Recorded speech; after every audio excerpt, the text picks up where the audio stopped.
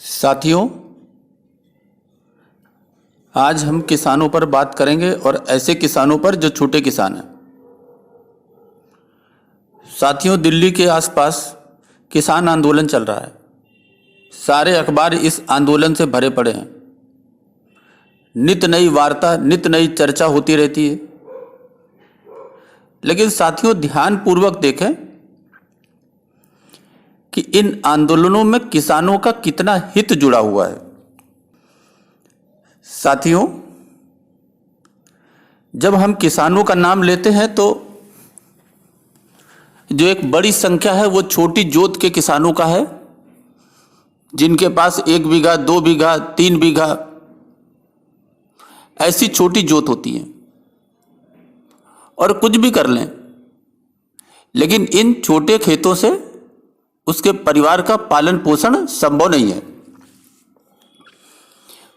फिर भी वो खेती किसानी करते हैं और जरूरत भर अनाज पैदा करने की कोशिश करते हैं ताकि उनका पेट भर सके। साथियों, बाकी जरूरतों के लिए मजदूरी करते हैं और साथ में पशुपालन भी करते हैं ताकि पशुपालन करके उनको अतिरिक्त आमदनी हो सके और वो दूसरी जरूरतें अपनी पूरी कर सकें। खास तौर से घर में जो महिलाएं और बच्चे हैं वो पशुओं की देखभाल करते हैं और उनके दूध की बिक्री करके अपनी जरूरतों को पूरी करते हैं।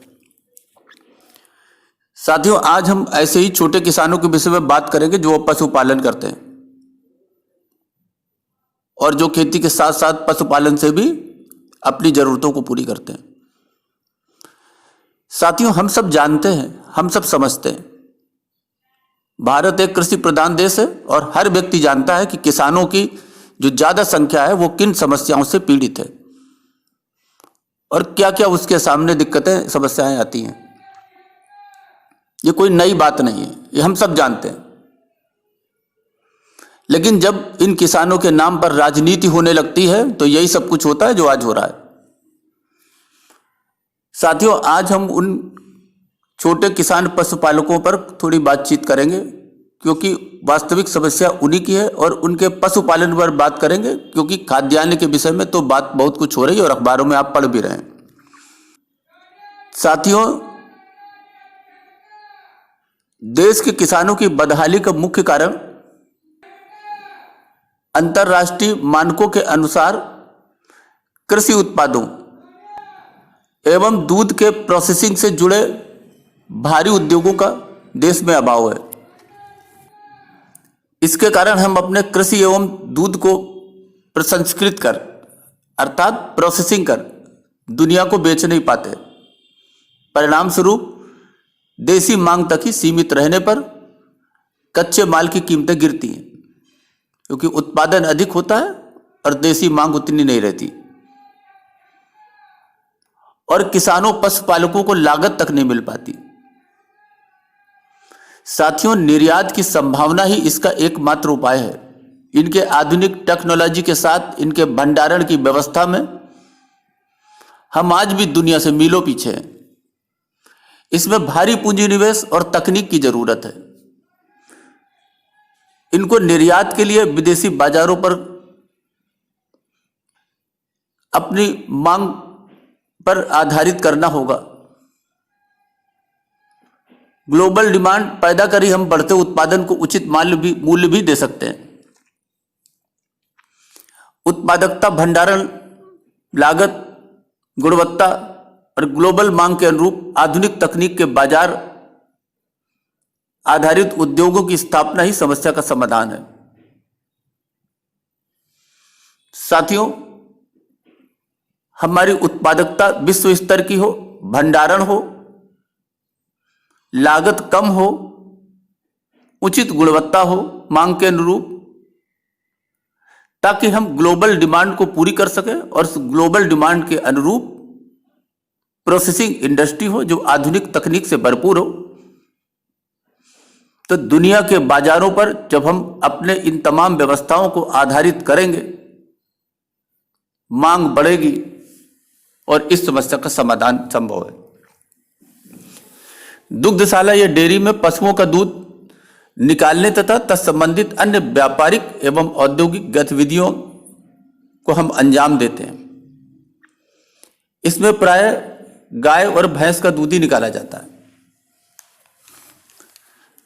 साथियों, परिवार में 2-2, 3-3 जानवर जो दूध उत्पादन में सहायक होते हैं उन्हें पालते हैं। साथियों, प्रमुख दूध उत्पादक देशों में भारत में प्रति पशु मात्र 1.33 टन ही दूध होता है।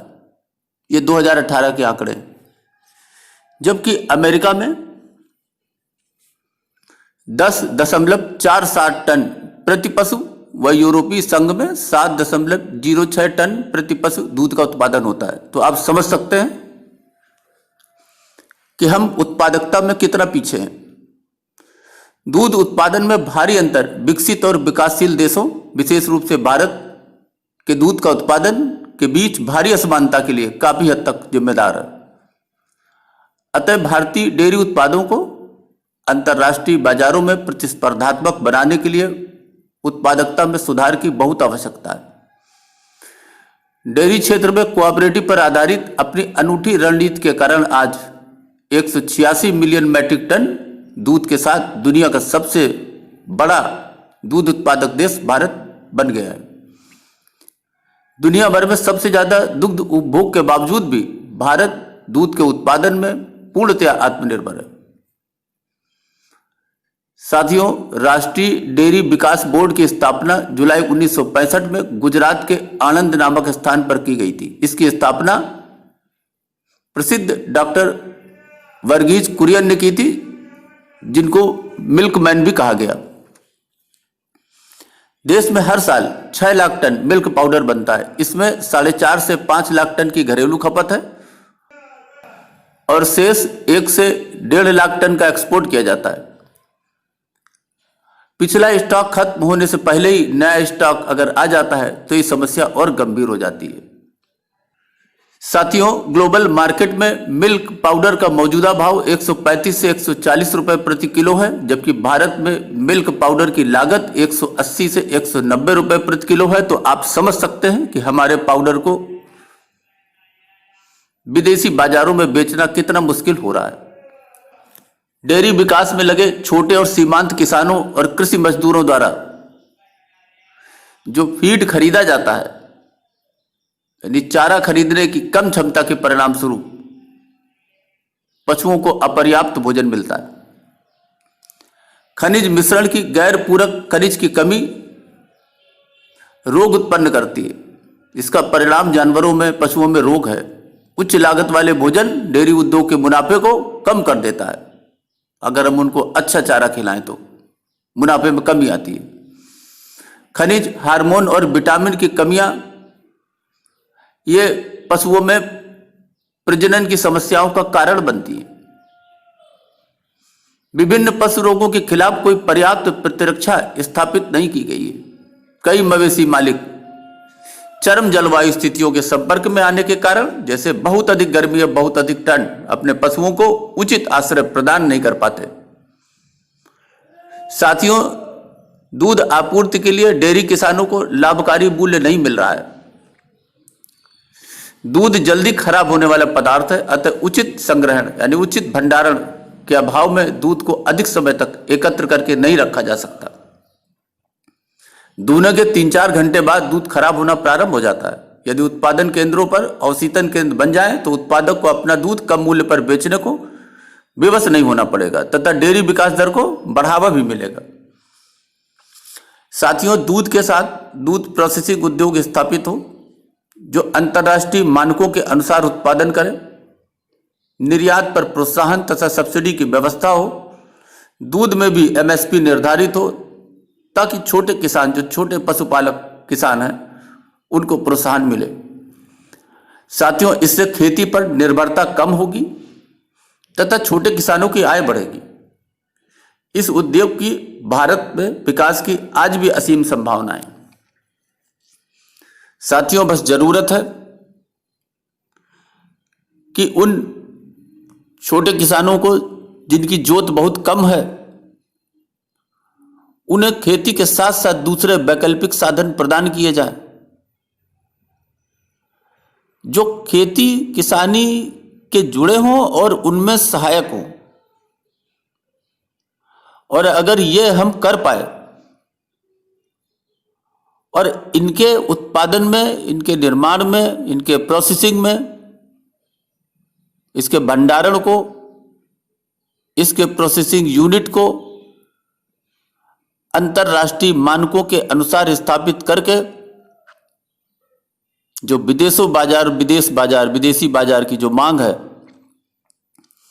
उसके अनुरूप हम तैयार हो पाए और इस क्षेत्र में हमारा निर्यात, जो हमारा अतिरिक्त उत्पादन है, वो बढ़ा और उसे हम खपा पाए, तो किसानों की सारी समस्याओं का हल आराम से निकल सकता है। इस विषय की जरूरत है, आयोग बनाने की जरूरत है, मंथन की जरूरत है, विचार विमर्श की जरूरत है कि कैसे हम खेती के साथ साथ जो बहुत छोटे किसान हैं उनसे खेती के जुड़े उद्योग, पशुपालन, इसको हम अंतर्राष्ट्रीय मापदंडों पर स्थापित करके और हम अपने अतिरिक्त उत्पादन को विदेशी बाजारों में अच्छे मूल्य पर अगर हम बेच पाए तो इस तरह से मांग बढ़ेगी और मांग और पूर्ति का जो सिद्धांत है उसके अनुसार भारत के दूध और कृषि उत्पादों का मूल्य भी हमको लागत से कई गुना ज्यादा मिल सकता है। यह सब करने की जरूरत है, लेकिन आज हम देख रहे हैं